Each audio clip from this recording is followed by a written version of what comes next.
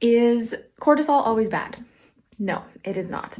However, there are definitely times in our cycle where we want to minimize the really, really strong effects of it. Late luteal is definitely going to be when we want to make sure that we are not adding in a whole bunch of extra cortisol. And also early into the follicular, when we have our bleed, we want to make sure that we are really like minimizing the effects. Our hormones have basically plummeted and already where there's going to be a lot of extra cortisol in the system that is not being balanced out. Exploring like really intense, high energy, like physical fitness practices or high stress situations, these are really not ideal. And so if you can look ahead in your cycle, and if you have lots of big things coming up, plan those things that require lots of stress, a lot of extra energy from you. Put those maybe around like your ovulation phase of your cycle. Late luteal, you're going to save the slower, more intuitive, more introspective, things that don't maybe require quite as much physical exertion. Of course, life is life, and it's going to apply,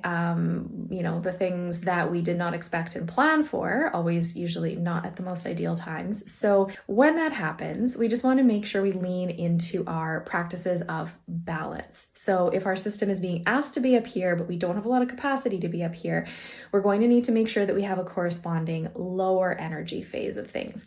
And these can be small. So this can be just taking some slow breath work, longer exhales than your inhales, really great for down regulating the system.